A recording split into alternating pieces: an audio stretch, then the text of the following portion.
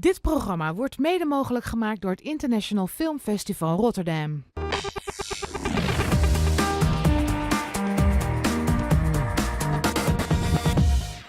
Welkom bij Big Talk van het International Film Festival Rotterdam. De stad is deze week volkomen filmgek. In het oude Luxor ontmoet Hans Maarten van der Brink het Israëlische regieduo Tai Granit en Sharon Maymon van The Farewell Party. Een gitzwarte komedie over euthanasie in een bejaardenhuis in Jeruzalem. מפעיל את השעון, החומרים שלך משתחררים באופן אוטומטי. אתה לא רוצה להגיד לי מה אתה בונה הפעם? אני בונה מכשיר להמתת חסד. מכשיר להמתת חסד, חבורה של רוצחים, זה מה שאתם. אולי כדאי שנחזור בלילה. כך אנחנו לא מושכים תשומת לב. ידע 40. אתה יודע שאתה עונה 40? זה 750 שקל. טוב, אני אבטח הפעם, סע. אתה יודע, אמרתי שביטלתי. אתה אהבת אותו מאוד, נכון? לא כל אחד היה עושה מה שאת עשית בשבילו. אני לא רוצה לעשות בעיות, רק צריך עזרה לאשתי. ממה היא? סרטן ריאות.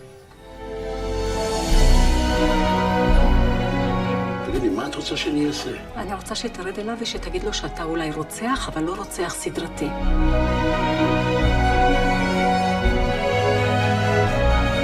תגיד לי, מה קרה למקום הזה? השתגעו פה כולם.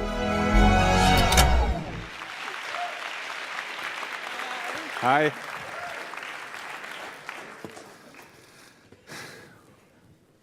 Welcome. Hi. To Rotterdam and to our big talk. First question. You look rather young and healthy, and I suppose you have still a lot of films before you, which you want to write and direct. So, why this subject of dying, and how did you find it? Why did you have to make this film? Well, the idea of the film came from the death of Helga. She was the grandma of my ex-boyfriend, and we were there in the day that she died. She suffered from cancer, and She was quite old? She was 89 years old, and we were there with her in the day that she died, and we saw how the death released her from pain and suffering. But then the paramedics came into the room, and for half an hour they were trying to bring her back. They tried to resuscitate her, and it was so absurd.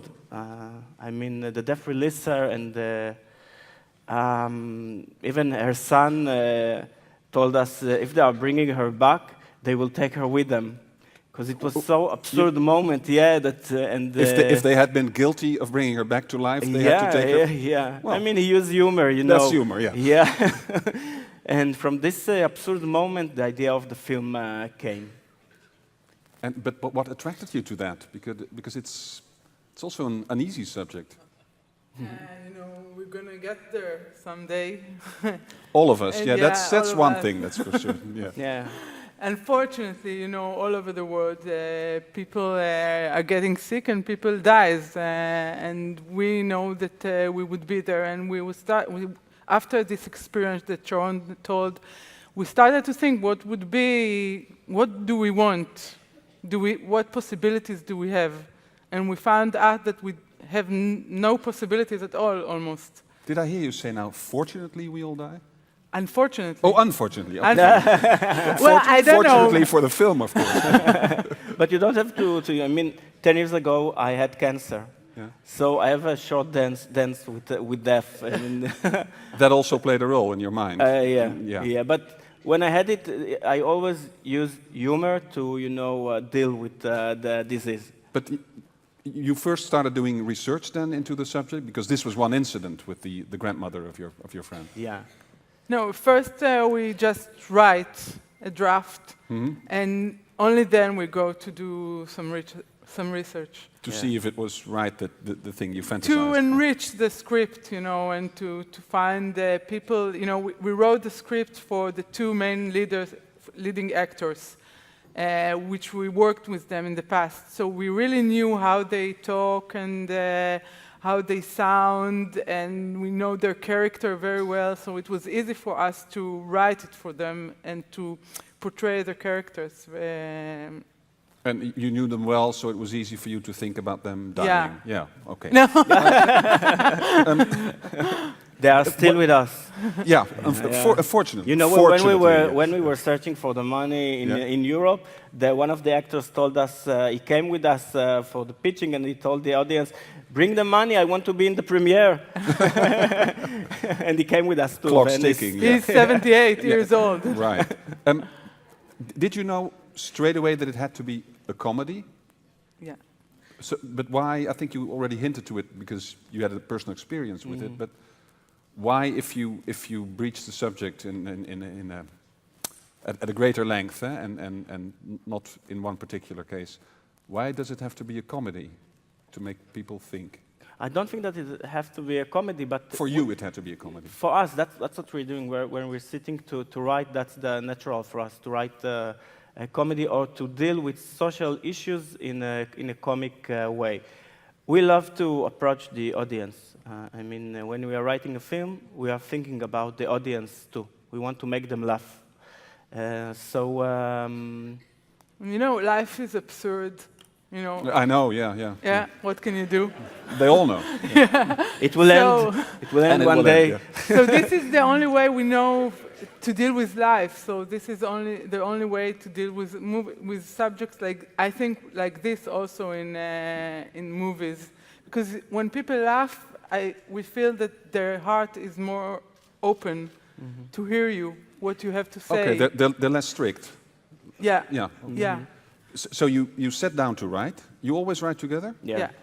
And you have a subject, dying, and you want to make it a comedy. You already know your two main characters, and you sort of have experience with what an audience likes. How does your writing process? It's almost as if all the work has already been done, or not? No. We are writing together every day. We wrote this script together for... Literally together? Yeah, we're sitting together during all the week, even on Saturday. And we are writing together. We have lots of argues, and we're even arguing about a word in a sentence for something like 3 days. The place of the word. The place of the word. 3 days, one word. Yeah. How long did the writing take? 5 years, something like that. Okay. And we even went to, we are not a couple, but we went to couple therapy. to become a couple? No.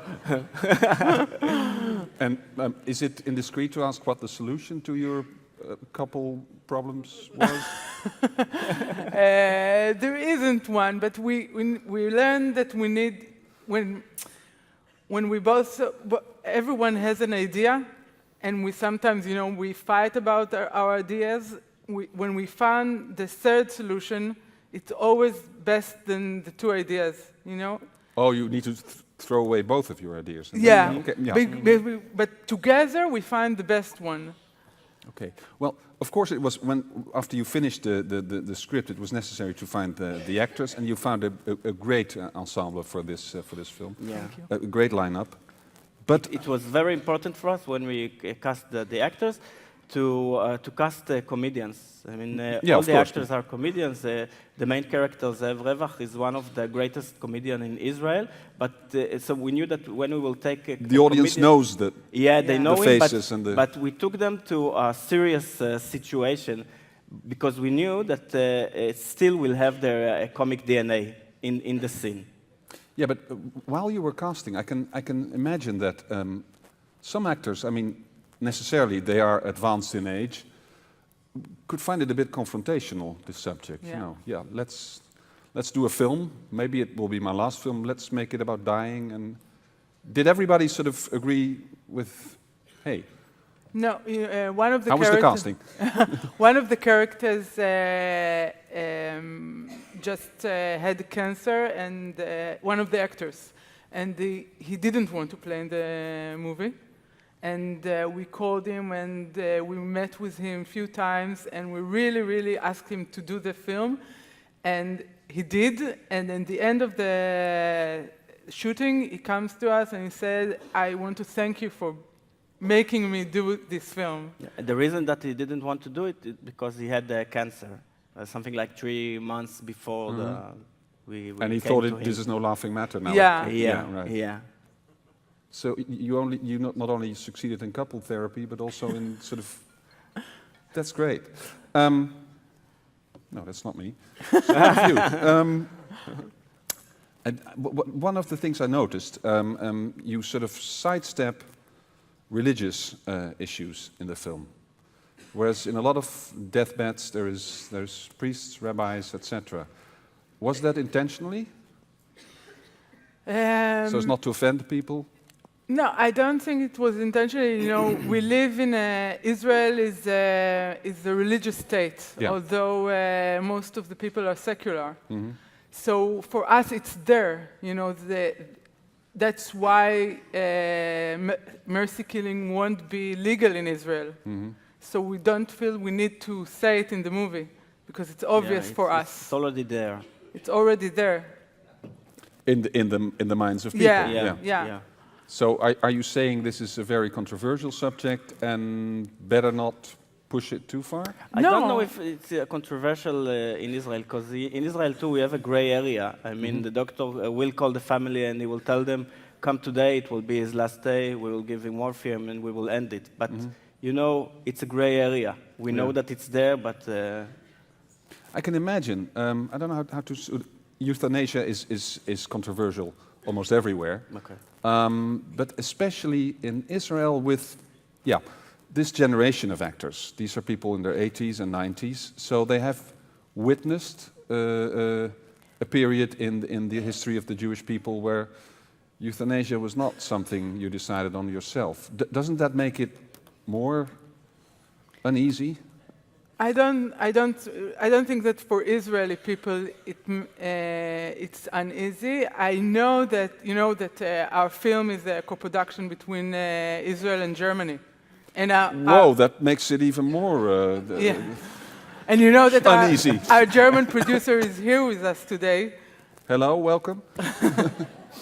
And over there, when we started searching for money in Germany, the title of the film was My Sweet Euthanasia. And no one wanted to give money to the script. And then our producer, Thanasis, said, maybe we have to change the name. And only when we changed the name of the script in English, we managed to get the money in Germany. Okay, if it's a party, it's okay. No, but really, this was a problem in Germany, but not in Israel? I don't think so, because in Israel, you hear a lot about people, of course, people that have money that goes to Dignitas in Switzerland to do so. Some of them are famous, and these cases are in the news. And I don't think it rings this, it doesn't push this button of the Third Reich in Israel. But in Germany it did. But in Germany it did. Okay. When you first rehearsed with the actors, did they have because they sort of are pretty close, all of them, because of their age, to dying eventually. Did you have a lot of extra input from them? Do you even allow that? We were fighting for 3 days on one word in a sentence, so. So we were very strict. No, they have their input, of course, in the rehearsals. We listen a lot to them, and we really know them very well. So their input is previously in the script. It's already there. Okay, from all the actors, not we only know of the we know two, them very good. Okay. They're very well-known actors in Israel, and so. Well, you told us about writing together and the couple therapy that you needed. And there are more teams of writers, even more than 2 people working on one script. But directing together is something we hardly ever, and I mean, you can't fight 3 days over 1 minute when you're directing a group of actors. How do you solve that problem? I think that we're solving in the script stage. That's why we went to a couple therapy. We wanted to come to the set and to be one. We didn't want to have argues there. And we do a lot of preparations. Yeah. You know, we draw all the storyboard, and we make all our fights at home. When we come to the set, we don't argue at all. And on the set, we're doing everything together. We're talking with the actors together, action, cut. You know, if someone wants to talk with one of us, he will have to come to two of us.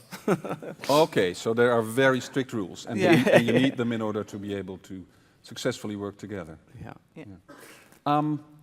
We talked a little bit about the place of this theme in society, in Jewish society. How was the reaction, or in Israeli society? How was the reaction when the film came out?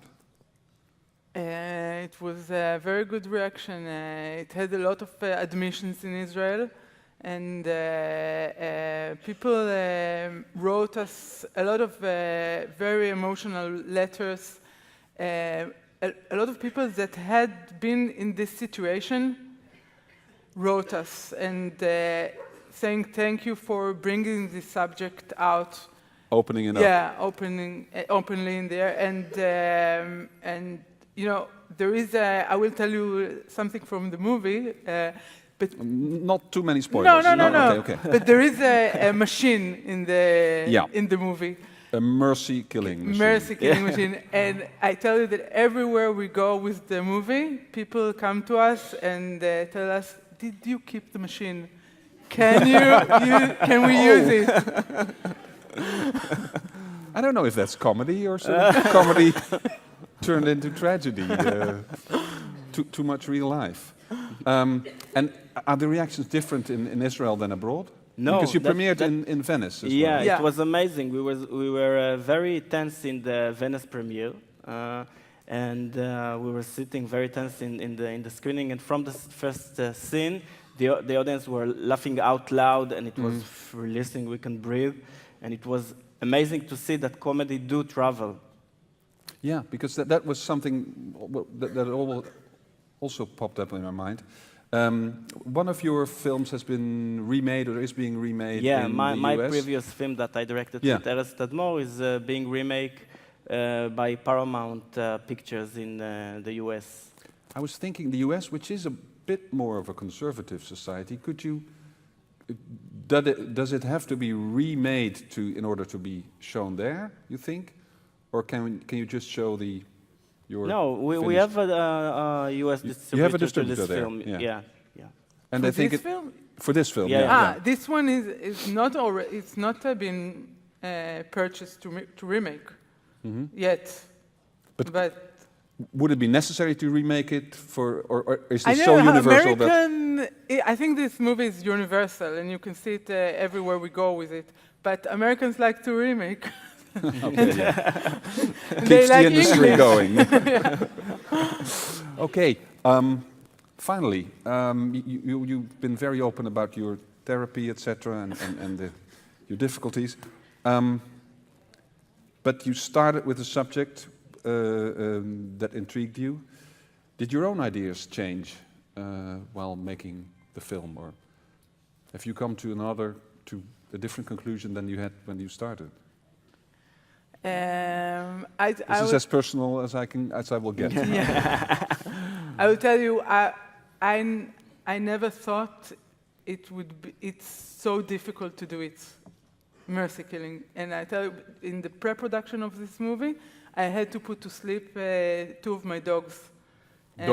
Dogs. Yeah. And it was one of the hardest things that I ever had to do, and it was just before shooting, and so. Of course, we're both for a freedom of choice, and if a person wants to leave this place and end his suffering and die with dignity, we are for it. But that's how you set out. Yeah. But it's very, very difficult to do it. Once you're there, confronted. Yeah. Is that the same for you? I don't know. I don't like to suffer. I know that the day that I will need to do it. I think that I hope that we will have the solution in Israel, or maybe I'll save the money for to go to a trip to Switzerland. But you also share the conclusion that maybe doing it is much harder than thinking about it and discussing it. Of course. Yeah. Okay. When you're in the moment, the true moment, it will be difficult, that's for sure. Well, let's see how their reaction will be after the screening. Thank you very much for this conversation. Thank you. Thank you. De film van vanavond komt uit Brazilië en heet Neighboring Sounds. Wat gebeurt er als privébeveiligers hun diensten aanbieden bij gegoede Brazilianen in een keurige buitenwijk in Recife?